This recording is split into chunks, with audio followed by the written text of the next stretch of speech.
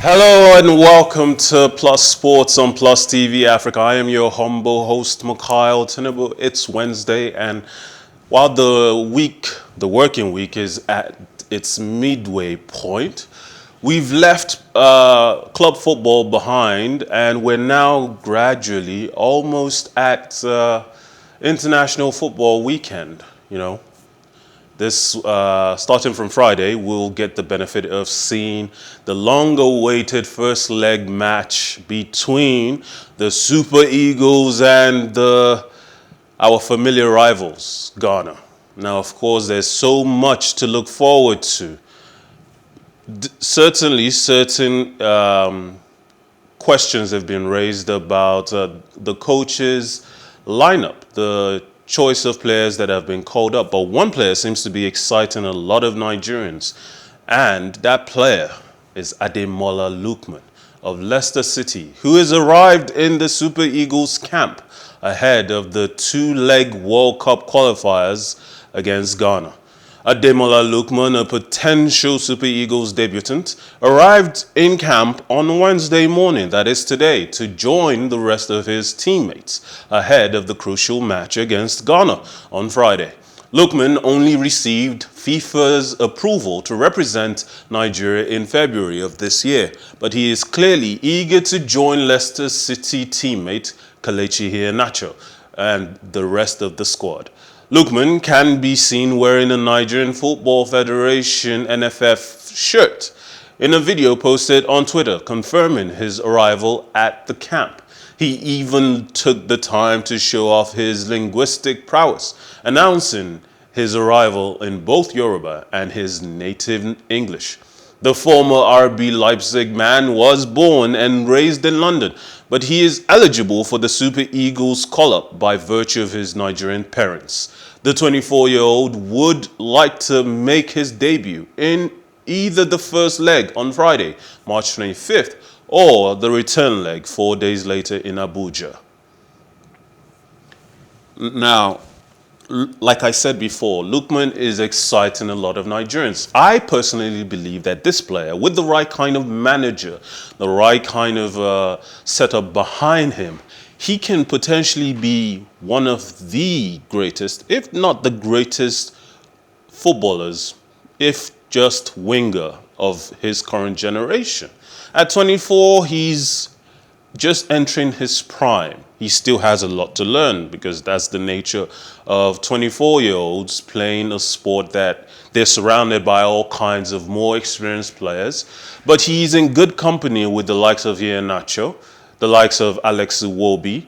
All of these players are still very much in their prime, still learning the craft, and certainly bringing a lot of European experience, particularly English football experience. Don't forget, he once represented England at a junior level, under 21s. But this player wants to feature for Nigeria now. He's certain that if he doesn't choose Nigeria, and I think we all know this, the English seem to stockpile Nigerian talent. The likes of Abraham are not necessarily going to get call-ups anytime soon, not when Harry Kane is firing on all cylinders. A lot of these players, the likes of Rashford, which perhaps could have gotten an opportunity, more opportunities in Nigeria, have tied their fates to the English national team. But Lookman is escaping that trap. We'll see how well he can perform. That's if he can get his debut this Friday. Now, Sweden's all-time record goal scorer Zlatan Ibrahimovic is preparing to pass the torch to a new generation of young players, such as Anthony Elanga, as his side prepare for their World Cup playoff against the Czech Republic. The 40-year-old recalled playing with the Manchester United winger's father, Joseph, for Malmo FF over 20 years ago, and he is now sharing a dressing room with his son. Ibrahimovic, who scored 17 goals in 33 games during an injury-hit spell at United from 2016 to 2018, even allowed Elanga to take center stage on the podium between himself and the team press officer. For Elanga, who has caught the eye with his performances for his club side this season, and other young attacking Swedes like Dejan Kulusevski and Alexander Isak, Ibrahimovic has been an inspiration. The Swedes take on the Czech Republic at the Friends Arena in Stockholm on Thursday, with the winner going on to face Poland next week for a place in the World Cup finals in Qatar in November. The man is so old he has now played with 2 generations of Elangas. It's not easy. At 40, the man is still very much a formidable striker to come up against. He's slower, obviously. That's what age does to you. You don't have quite as much steam in the engine to run miles and miles. But for some teams, a striker the stature of Ibrahimovic can be such an asset, dominating defenders, even the likes of Chiellini, who himself is 37, the likes of Bonucci. These defenders are very experienced, but even they will tell you it is not an easy task to come up against an elastic big man like Ibrahimovic. Now, the future of another big man has been on the dome of all of the European giants for a long time now. Everyone wants to get a piece of this young man. Some have even referred to him as a present-day Norse mythological god. He is that big of a deal. The future of Borussia Dortmund superstar Erling Haaland is set to be decided imminently. Haaland has been a Bundesliga sensation ever since arriving in Germany from RB Salzburg in January 2020. Netting a 23-minute hat-trick on his debut and going on to score 56 goals in 60 Bundesliga appearances. However, the Norwegian's future at Signal Iduna Park remains a heavy topic of conversation. Dortmund want their star striker to stay, but Haaland has unsurprisingly drawn interest from across Europe, including the likes of Real Madrid, Barcelona, and Manchester City. Erling Haaland is, like I said, a giant already. At 21, he's already valued, his market value is at £150 million. And Dortmund might be wishing that they could rewind the clock. If they know they're not going to be able to keep such an important player, they might be wishing they could rewind the clock to last summer, when the likes of Chelsea were willing to go as high as £150 million to bring Haaland to Chelsea. Unfortunately, now, for Dortmund that is, they're about to lose such a prized asset, a European chased heavyweight, and they're going to lose him for perhaps £67 million, perhaps £70 million, depending on who you ask. That is the reported number for his release clause. It is still a high figure, but still a player that is receiving so much accolades.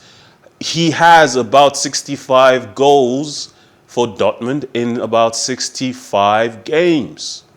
That is incredible. Only the likes of Ronaldo and Messi have better records, have even come close to such staggering goal-scoring prowess.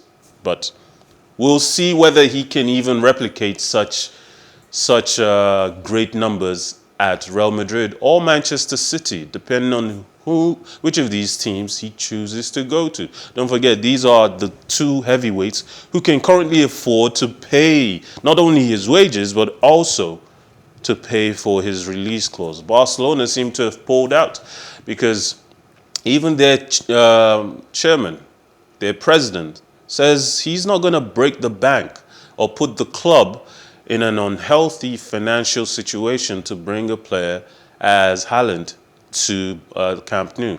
The reported figure was about £600,000 per week for his wages. We'll see if that number holds true. Now, in cycling, Team Bike Exchange Jayco bagged a second consecutive stage win in as many days at the Volta a Catalunya as Caden Groves took stage 2 honours on Tuesday, March 22nd. Australian Groves piped Phil Bauhaus, Bahrain victorious, in a sprint finish to seal a first career World Tour stage victory as Hugo Hofstetter completed the podium in third place. The 202.4 kilometer route from La Escala in Spain to Perpignan, France saw Jonas Iversby Vidberg become an unexpected race leader after the Team DSM rider grabbed 5 bonus seconds from his second successive day in the breakaway. Hivberg holds a second advantage over yesterday's stage winner, Michael Matthews, Team Bike Exchange Jayco. Stage 3 sees the riders, faced with their first mountain test from Perpignan to La Molina. Meanwhile, cardiac tests conducted on Bahrain victorious Italian rider Sonny Colbrelli have shown no signs of concern or compromised functions after he collapsed at the end of the opening stage, where he finished second. You know, one thing about individual sports is that while team sports does require a lot of the same level of performance, the truth is individual sports, the hallmark of individual sports is endurance. Whether you are a Formula One racer, a GTA rider, a tennis player, or even a cycler, these athletes are going long distances all by themselves and pushing their own endurance. No one else to rely on. But you see just what I'm talking about. Let's play the track. You know, such endurances, as individuals, they should even get participation trophies, because it must be so hard riding miles and miles just to get to a finish line. All the while, you're being chased down by all of your closest rivals. The truth is, with team sports, you're only ever facing one opposition at a time. Maybe even in a league competition like the Premier League or any of the European leagues or our league in Nigeria, you're playing one opponent at a time, knowing that you might drop points, and if you drop points, someone below you might overtake you. But in this instance, that is a physical, a literal act that can happen just by slowing down a couple seconds. It really is quite something. Now, Rafael Nadal has suffered a stress fracture in his rib and will be out for up to 6 weeks, the Spaniard's team said on Tuesday, March 22nd. Nadal, the winner of 21 Grand Slam singles titles, complained of a chest issue during his run to the final of the ATP 1000 event in Indian Wells, California last week. The Spaniard has made a remarkable return from injury just last season. Began this year with an incredible run of games until losing for the first time to Fritz. Now he's had an injury, and we'll hope that it's only going to be a short stay on the sideline and he will be back very quickly. Don't forget, Nadal is not a young man. He and his contemporary, Djokovic, Federer, these players are quite literally in the twilight of their careers. They might choose to keep going, but that is all down to will. Whether or not they can is left to be seen. But like I said, it is up to Nadal to decide if if he makes it back from this injury, if he will choose to carry on. Meanwhile, another tennis story. World number one Ash Barty has decided to retire from professional tennis at the age of 25 and at the peak of her game, citing the fulfillment of her tennis goals and fatigue with life on the tour. She retires with 15 titles, less than 2 months after winning the Australian Open, her third Grand Slam singles triumph following the 2021 Wimbledon and 2019 French Open. She spent a total of 121 weeks as world number one. It marks Barty's second retirement from the sport, having walked away from the game as a teenager in late 2014 after becoming disaffected by the tour. She returned in 2016 and rose rapidly up the rankings. No one ever said we have to do only one thing in life. We're all individuals, we're all human, and we all have more than one passion. Sometimes, if we're lucky, we get to achieve one of them. But when you have done so well at a sport like tennis, when you have risen up the ranks so quickly and demonstrated without a doubt that you are talented, and it is by no shortage of work ethic, of desire and commitment. Once you've risen to the very top and you now have the kind of platform that Barty has, there's no reason why you have to stick to doing just that. I wish her all the very best, and I'm sure whatever she does next, she will put in just as much commitment, determination, and passion into it. This has been Plus Sports on Plus TV Africa. My name, as always, is Mikhail Tinubu. It's been a pleasure having you on the show. Thank you always for choosing Plus TV Africa as your choice of sports and news. Remember, life is never boring with some sports. Have a wonderful day.